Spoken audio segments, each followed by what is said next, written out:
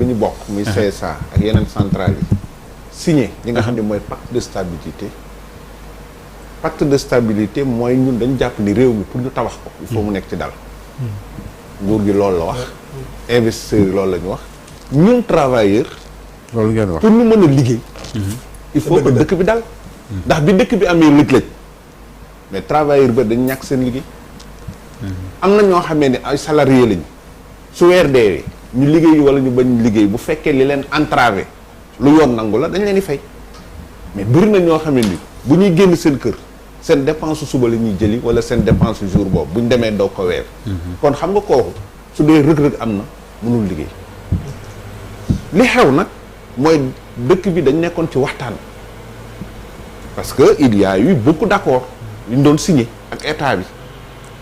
mais dañ doon gis ni chaque fois grève yi daan am yu bëri yu am ci at yi xam nga grève lal grève pour ñu accepter ay accords yoo xam ni waroon signé woon nañ ko te kenn defu bi ñu nekkee ci waxtaan yu sew yooyu si la jékki-jékki nag am lu xew loo xam ni en tout cas ñun Sénégal mosuñu ko dund mooy ay licenciement massif bu xëy suba gis ñuy dàq bu xaw a yéggi dayo ndax ay nit port ndax ay nit ci CDC ndax ay nit lu bëri daal bi ñu gisee dàq mboobu nag ñun si la ñu taxaw ne nañu waxtaan parce que dàq bi même bu baax bu dee ñoom dàq nañu wax xëj na am na fu ñu ko teg mais ñu ne leen yéen patron yi ngay dàq yiy dàq ministre yi DG yi mais waxtaan leen ñu dégg nag ay nit yu taxaw wax ñu nañu ñoom dañ leen sant waxtaanuñu li ñuy def dañ koy def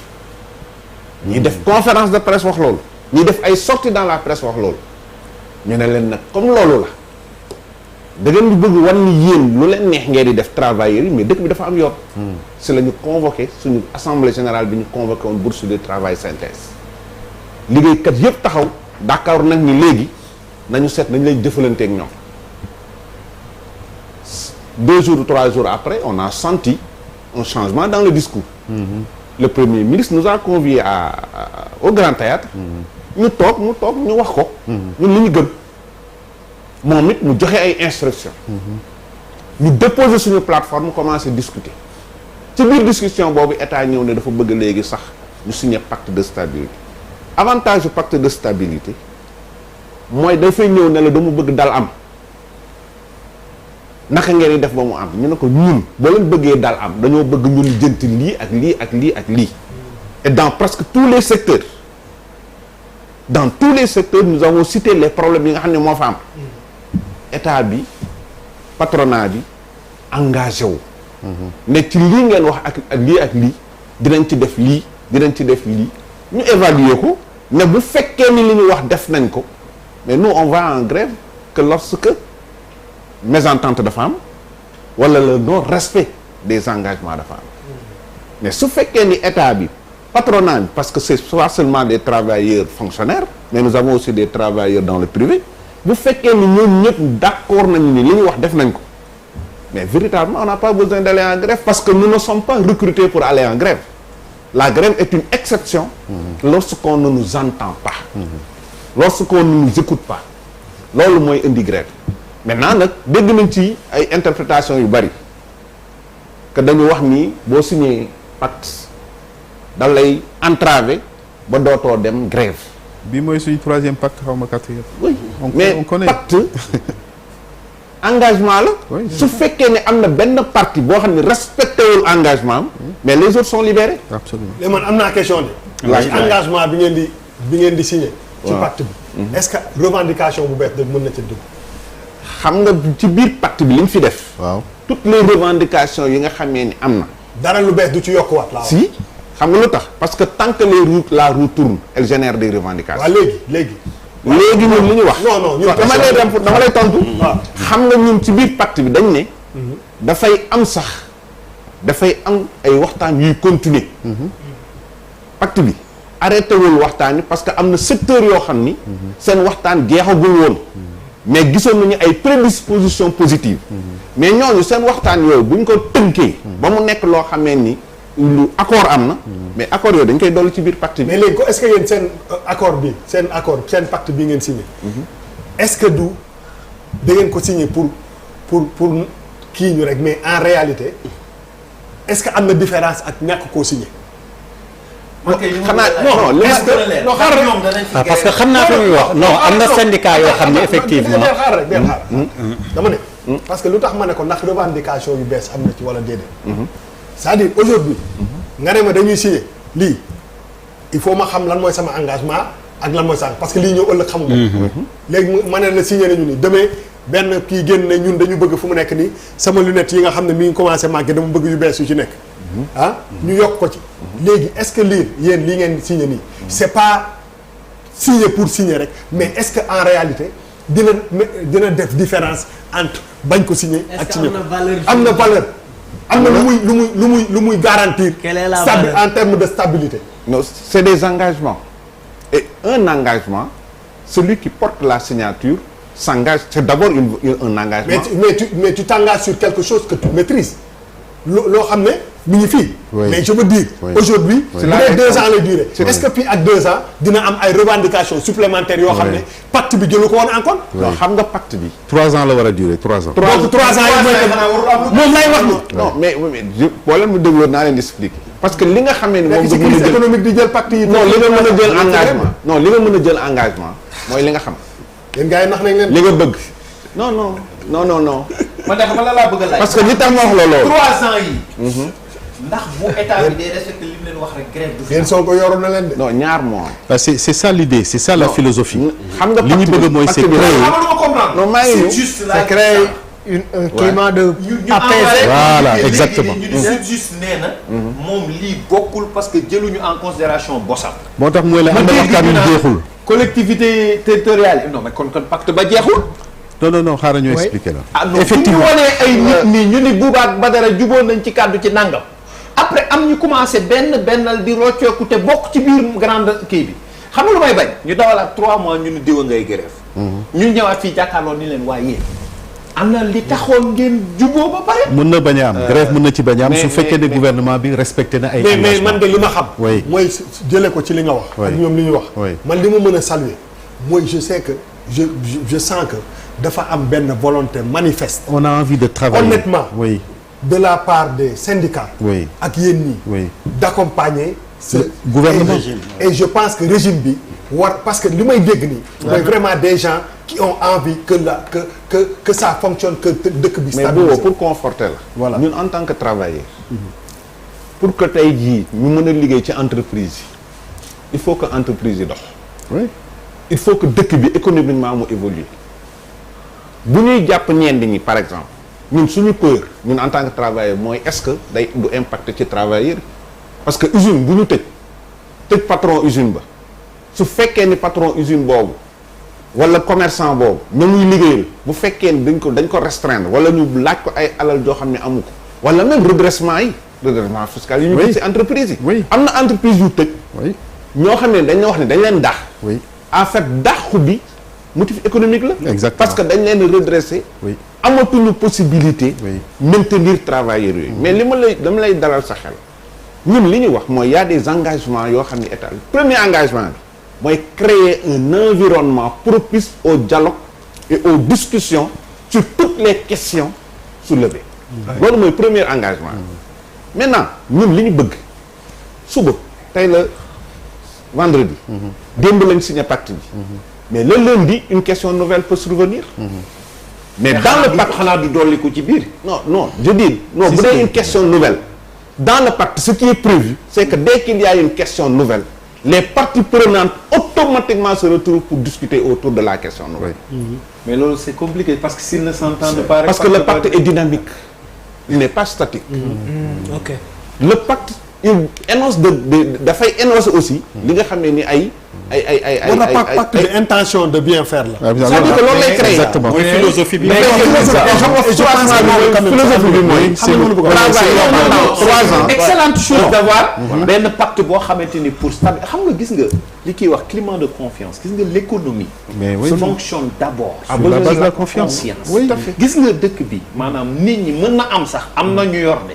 mais dañ koo katamu nengee ñu ci toog ci parce que dañoo dégg ni ku génnee sax. seen type wala nangam. dëgg la comprendre dëgg donc climat de confiance dafa war a am. yi nga waa SYTJUST yi nga wax.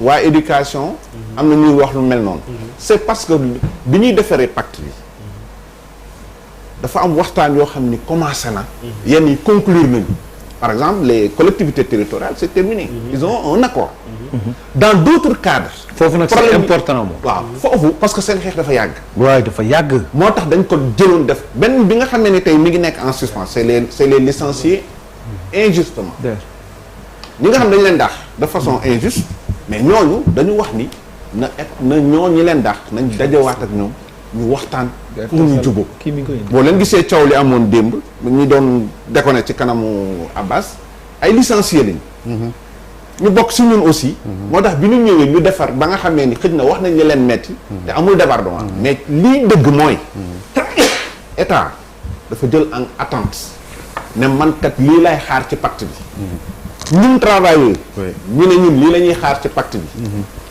les employeurs ne ñoom lii la ñuy xaar ci pacte bi te ñoom kenn ku ci nekk attente bi nga xam ne moom nga wax ñeneen ñaari parties yi dañuy wax ñoom lan moo si seen engagement dëgg la engagement yooyu nag fi mu ne nii li des mooy le plan de mise en œuvre du pacte maanaam engagement bu nekk quels sont les délais de réalisation et le suivi la semaine prochaine et les mécanismes de suivi mu am mécanisme de suivi tous les 3 mois et de monitoring dinañ toog ne pacte bi lii la ñu engagé lii lañ ci def maintenant les questions nouvelles l'engagement du pacte c'est que toutes les questions nouvelles doivent être observées discutées avec beaucoup de lu gaaw ñu trouver ay solutions mën na am ñu trouver solution ci questions nouvelles yooyu mais si on n'a pas trouvé de solution sur ces questions nouvelles mais la nature reprend son cours et ça il est important et je le dis en terminant sincèrement que c'est dommage d'ailleurs qu'on ait terminé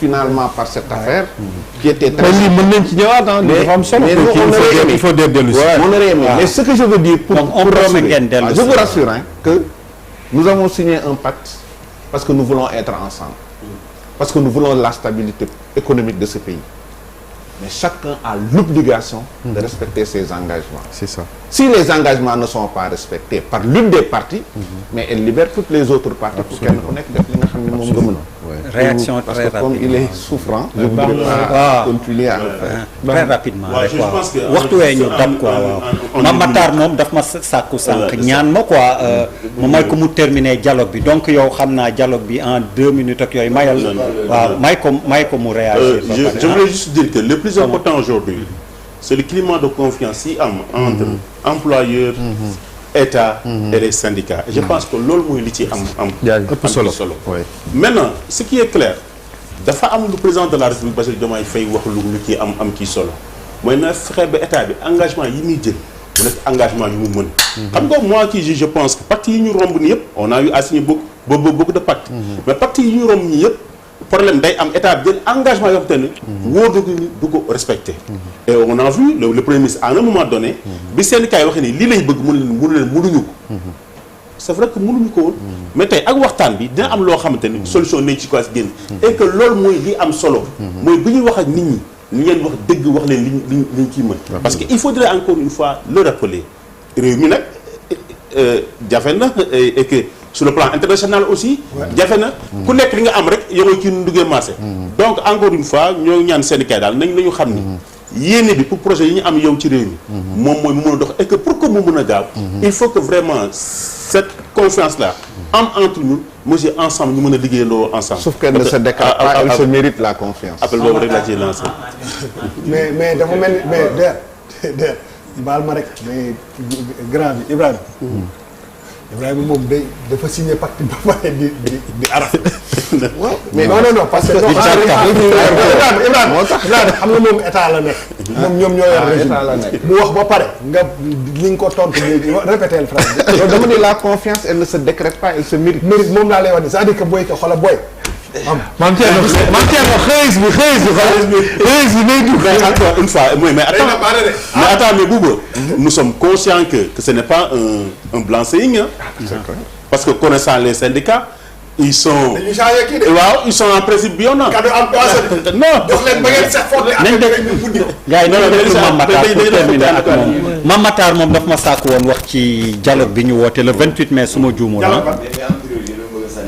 ci waaw mais comme nga tënk ko waxtu bi def ñu def bi mës a am en 80 boobu Senghor moo nekkoon président de la République dama bëggoon wax Ibrahima Gueye sama doom baay maa ngi partagé à 100% la vigilance dont vous faites preuve bien que vous êtes partie prenante de ce pacte te oui, vous avez raison parce que un politicien c'est un politicien te ay politiciens ngeen amal affaire mais l'idée est très très louable sur la forme et comme dans le fond waaw de part et d'autre vous êtes animés de bonnes intentions État comme syndicat employeur comme syndicat ndax werante amul ne investisseurs yi nekk au niveau interne comme au niveau externe mënuñoo investir lorsque les conditions ne sont pas réunies te première condition yi Badara wax na ko il faut un climat de confiance comme ça mu wóor leen ne fii ñuy dugal seen i milliards du nax saay fii ñuy dugal seen i milliards du ñaari fan yu ne ñu gréew muy déstabiliser économie et cetera kon de part et d'autre yéen ak état vous êtes animé de bonne volonté mais du tere li nga wax ànd naa ci faites preuve de la plus extrême prudence dama lay jox exemple. ancien syndicaliste.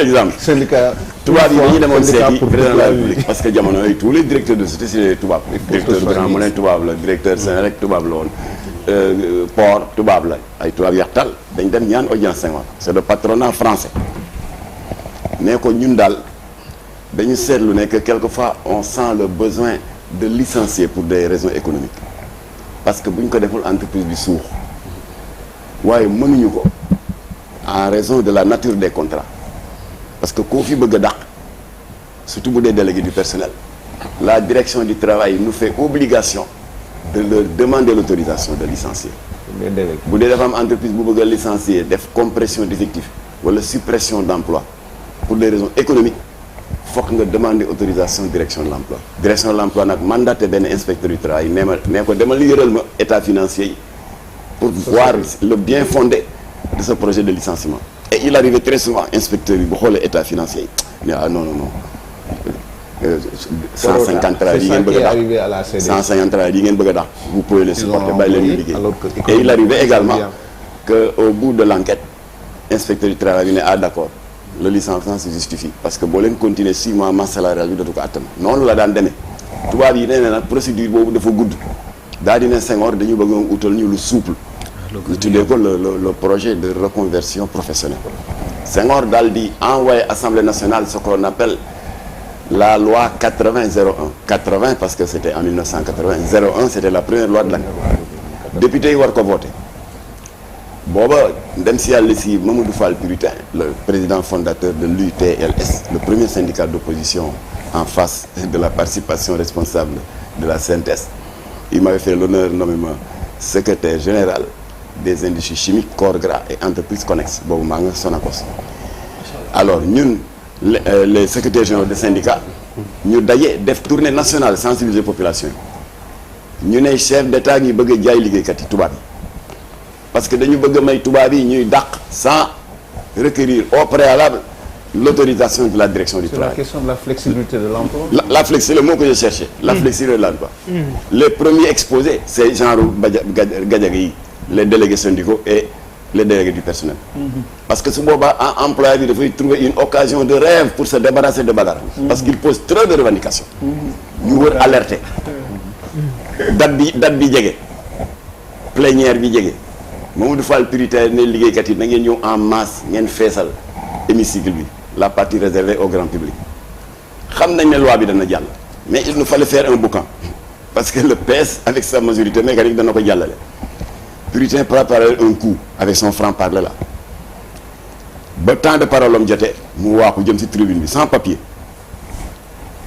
daa di ne mon intervention sera très courte et ne tient qu'en une ou maximum 2 phrases jàkkaarloog la majorité mécanique du Parti socialiste qui était prête à voter cette loi à l'aveugle jox tubaab yi plein pouvoir pour que ñuy dàq nu mu leen neexee sous prétexte de reconversion industrielle ñu may leen droit ñuy def des compressions d'effectifs et des suppressions d'emplois loolu moo doon loi bi Puritain nag était chargé de défendre les intérêts matériels et moraux des travailleurs kon mënu woon d'accord ci loolu mu jël parole yéeg ci tribune bi ne leen si bon mu ngi doon wax ak parti socialiste, le pouvoir et tout ce qui le défendait dans l'Assemblée, si vous ne cessez de vous couvrir du manteau de la légalité pour commettre des illégalités, un jour viendra où les éternelles victimes de votre légalité, entre guillemets, feront ouvertement usage d'illégalité pour foutre un coup de pied sur votre légalité. Salam alaikum wa rahmatullah. Assemblée votre. Wow, c'est beau. Alors finalement, Absolument. la loi est passée.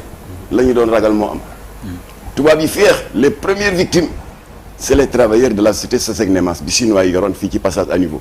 Des dizaines de licenciements en un mois. Deuxième victime ICS ñuy dàq rek. Il y avait plus de risque. Il y avait plus de risque travailleur bi yóbbu la tribunal nga war a fay démarche interne et cetera. moo tax ma ne la ngeen def preuve de la plus extrême vigilance ndax daf fi mës a am. C'est finalement les travailleurs qui étaient les grands perdants. ñuy dàq rek di dàq rek. Il y avait plus de frein. Parce que dañ doon dàq en toute légalité. moo tax Mamadou Fall Puritain ne leen vous êtes en train de vous couvrir du manteau de la légalité pour commettre des illégalités. Oui, pour terminer sur voilà le kon nag dialogue. Ibrahima bu ñu paree ñu weccoo numéro téléphone. Waaw. am na yeneen yu ma la mën a wax mais xajul yoo xam ne dinañ ci waxtaan ndax man sa ndam rek laa bëgg ndax sama doom bay nga foo amee ndam sama ndam la. jërëjëf xoolal ñu leb ñaanoon nga ma ko mais ñu leb pour le non loolu bàyyi ko mu jàll. waaw voilà parce que lii moom am beneen yoon et puis sax loolu thème la. waaw le dialogue beneen kilifa gi del ñëw des fois ñuy waaw le dialogue. lii dafa neex. waaw yow ma wax vraiment maa ngi leen di gërëm di leen sant yéen ñëpp ah. ku ci nekk sa tour sa sant comme niñ koy waxee vraiment di leen gërëm yéen ñëpp gërëm waa régie bi ba beneen ajjuma incha allah ziyaara waale très rapidement ñi ngi réagir Bruxelles Alassane Niang et son épouse nee na ñi ngi seetaan ba léegi Toronto la famille Diatta commandant Diatta bu Guinée Bissau mais il est actuellement au Canada mi ngi seetaan ba heure bi avec sa famille ñu ngi leen di nuyu foofu Toronto Bruxelles ak feneen ci diaspora bi ñu ñuy seetaan ba beneen ajjuma incha allah jërëjëf.